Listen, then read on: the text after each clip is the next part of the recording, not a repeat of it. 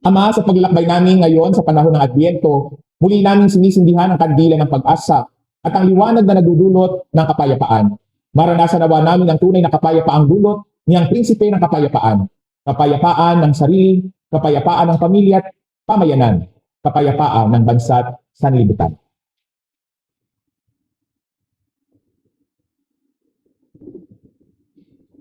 Para maiba, hindi muna ako aalis dito kasi may mga tao sa likod. Ayun. Ihanda ang daraanan ng Panginoon. Marahil ito'y isang bagay o isang salita na madalas na nating naririnig. Lalo't lalo na kung ang pinag-uusapan ay panahon ng Adbyento at nalalapit na Kapaskuhan. Ngunit katulad nga ng sinabi ko sa inyo sa panimula ng ating banal na pagdiriwang, hindi po natin dito tinitingnan ang paparating na Pasko, kundi mas tinitingnan natin, may naihanda ba tayong daraanan sa muling pagbalik ng Panginoon? Handa ba ang bayan ng Diyos na tanggapin si Kristo sa kanyang muling pagparito? Nakikita ba natin ang kahalagahan ng sinasabing magwawakas ang mundo at darating ang paghahari ng Diyos? Taon-taon naririnig natin ipaghanda siya ng daraanan. Taon-taon nakikita natin sa paglalarawan sa mga pagbasa sino si Juan Bautista. Kaya siguro ang tanong sa atin, paano ba talaga ipaghahanda ng daraanan ang Panginoon? Paano ba talaga yung ibig sabihin ng sinabi ni Juan Bautista na tuwirin ang kanyang mga landas, tabakan ang mga lambak, at patagin anuman ang humahadlang sa pagparito ni Kristo? Siguro dito natin mapupulot sa mismong katauhan ni Juan Bautista, yung sinasabi niya ngayon sa mga Pariseo at sa mga Saduceo na kailangan na ang buhay natin ay maging mabunga, na kinakailangan na ang ating pagkatao ay tunay na handa sa pagsapit ng paghahari ng Diyos. Tatlong bagay na pwede nating pagnilayan habang pinaghahandaan natin ang pagsilang ng ating manunubos. Unang punto, be mindful. Ano po ba yung ibig sabihin ng be mindful? Siguro para maintindihan natin ang ibig sabihin nito, tingnan natin yung kabaliktaran.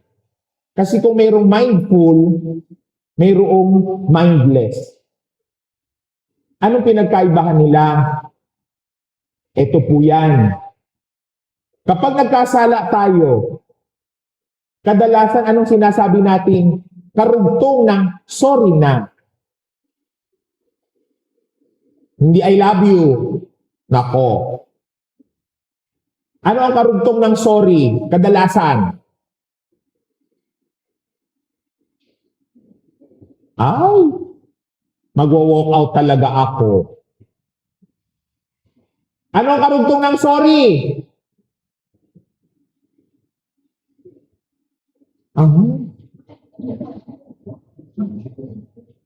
Ano ang karugtong ng ay, magwe-welga talaga ako. O agree or disagree? Sorry na, hindi ko naman sinasadya.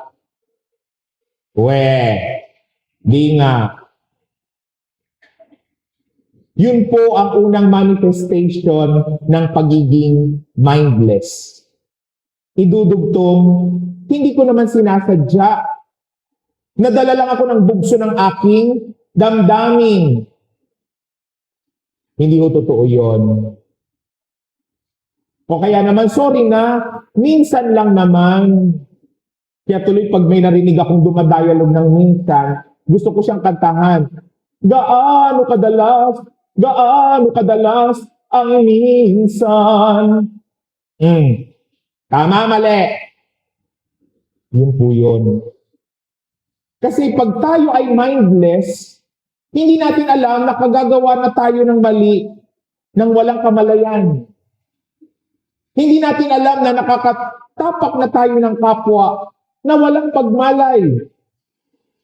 Hindi natin alam na inuuna na natin yung ating sariling kapakanan bago ang kapakanan ng iba. Iniisip na karapatan natin ang ating ginagawa kasi sa totoo lang, hindi tayo nag-iisip.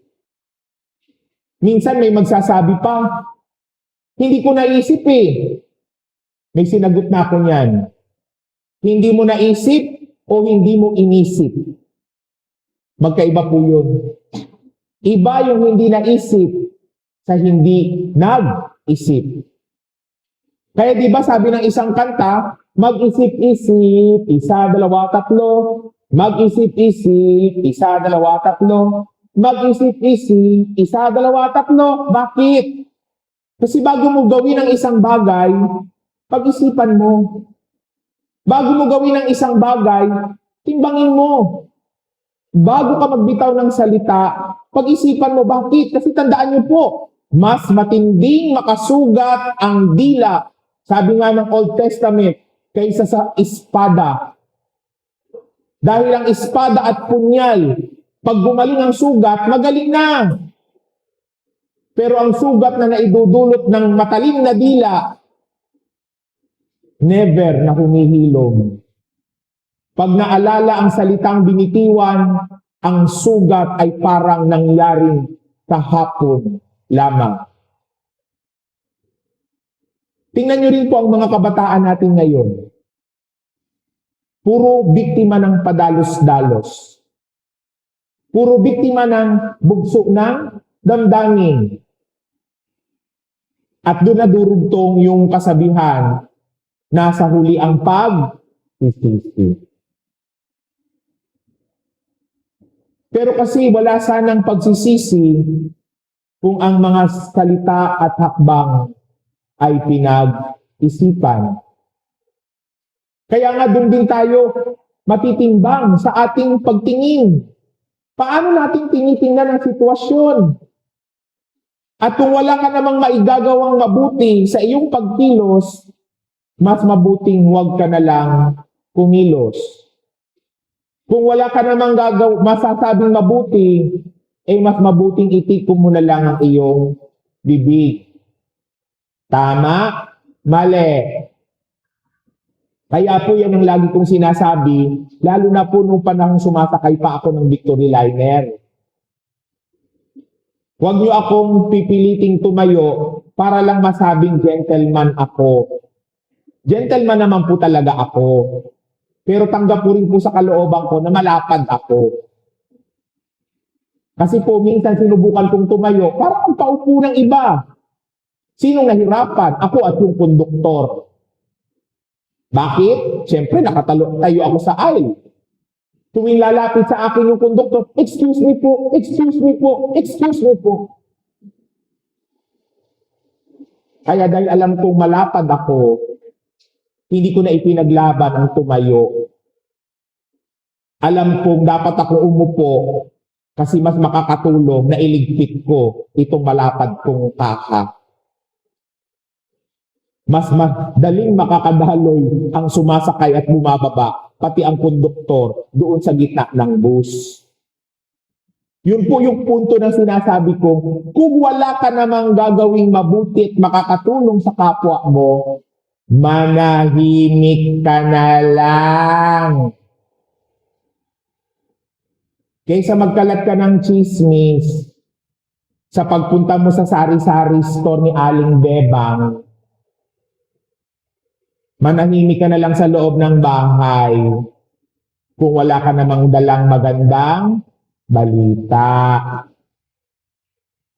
Kung makakapanghusga ka lang sa kapwa mo, huwag ka nang lumabas. Nagkakasala ka lang. Mindfulness. Alam niyo po, nakakatuwang isipin, pero mahalaga po ang mindfulness kahit po dun sa tinatawag nating mental health. Kasi yung isip natin, tumatakbo yan eh. Kaya kung hindi rin natin siya titingnan, hindi natin babasahin, hindi natin uunawain, paano tumatakbo ang ating isip, madalas tayo'y napupunta sa sitwasyon kung saan mismong ang sarili natin ay hindi natin kilala. Nakakatakot po yun. Bakit? Ewan ko kung naranasan nyo na. Nakaupo ka, tapos bigla ka na lang tatawa. Natanong mo na ba sa sarili mo, bakit ka natawa? Kung hindi mo nalaman ang dahilan ba't ka natawa, sa susunod na mangyari yan, magpa-check up ka na sa Maribeles. Nangyari ba sa'yo na minsan bigla ka na lang naiyak? Nang hindi mo nalalaman, ba't ka umiiyak bigla? Pag nangyari yan, magpa-confine ka na. Baka pag nakakagat ka, makahawa ka pa ng iba. Ay, rabies pala yun. Mindfulness. Pangalawa, sinasabi sa atin na mahalaga din yung tinatawag na abstinence. Father, abstinence, di ba abstinence? Sa ano lang yan? Sa Kwaresma lang yan? Hindi po. Lalo na po sa panahon ng Adbyento, mahalaga ang abstinence. Bakit? Kasi dito sa panahon ito, lumalabis ang lahat ng bagay. Labis ang party. Labis ang handa. Labis ang lahat ng bagay. Lalong-lalo na pagpapalapit na ang Pasko.